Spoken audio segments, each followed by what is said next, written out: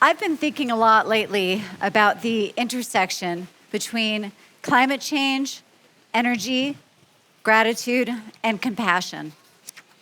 So 97% of scientists agree that humans are causing climate change. The rate of carbon emissions is the highest that it's been in 66 million years. We see the results in real time. An area the size of Texas underwater in Pakistan after some described biblical rains, hurricanes battering islands and coastlines, wildfires and mega droughts right here in the West. Highly motivating factors for why we now have a national policy of permitting 25 gigawatts of renewable energy by 2025. By some accounts, Nevada, right here, will be home to 2/3 of those gigawatts. There are about 2 gigawatts of renewable energy projects currently in operation or under construction, mostly geothermal and solar right here. And there are 70 new large-scale projects that have been proposed. Now, these projects will mitigate climate change, they'll create jobs, and they'll support local economies. They'll also have really large physical land footprints. In rough numbers, it takes about 7 acres of land or 7 football fields to create 1 megawatt of solar.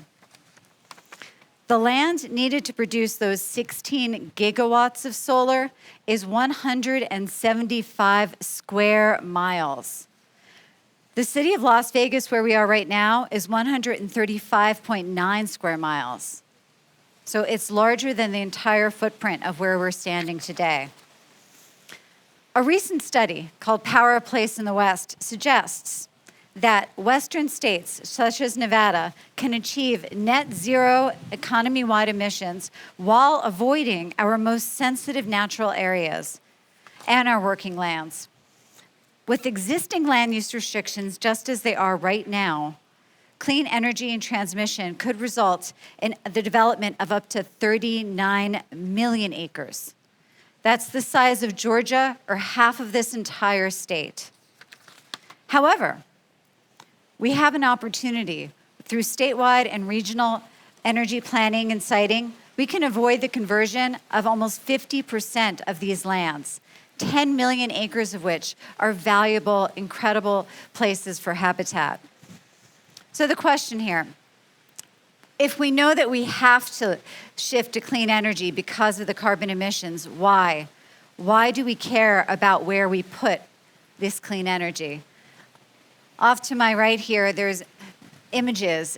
Those are images of the incredible landscapes and wildlife of the state of Nevada. Our state is the 11th most biodiverse in the nation. There are over 300 species that occur here that occur nowhere else in the world. So that's part of my why, for why we have to care about where we put clean energy. For me, nature inspires deep feelings of gratitude.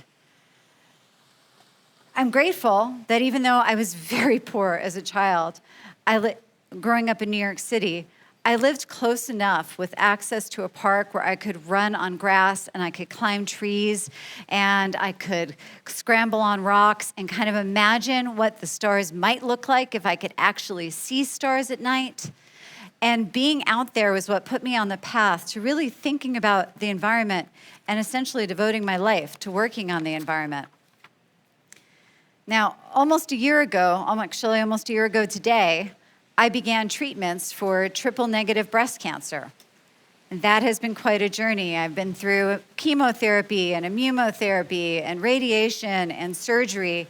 And I'm on the other side of it now, and there are no more bad hair days. Thank you. Because I have hair. Very excited about having hair. I'm profoundly grateful that I have health insurance. I don't take that for granted because so many don't. Grateful for my family and friends, and so profoundly grateful for nature and the world around me. During this time, going on walks and seeing the hummingbirds that I'm lucky enough to see in my area, seeing the Cooper's hawk that likes to land and check things out, and yes, seeing the coyote poop, because I love seeing the coyote poop because it lets me know that there are coyotes wandering around at night. And that really brings me joy.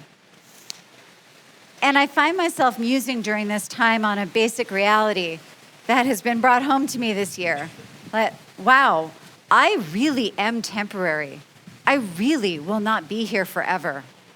But I also really want to be part of being sure that this world, that those hummingbirds, that Cooper's hawk, that coyote poop, that these images that we're seeing here, that persists beyond me, and that I am part of ensuring that we leave behind a planet for generations to come that isn't just a planet about surviving climate change, but a planet that thrives.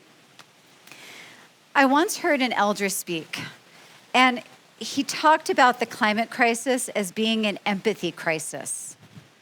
He talked about the fact that it's been so easy for so many to ignore it because it hasn't affected them.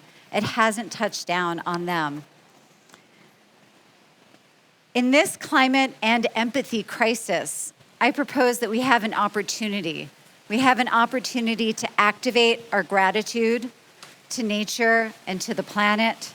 We can empathize with those who we are impacting now and who we may impact in generations to come.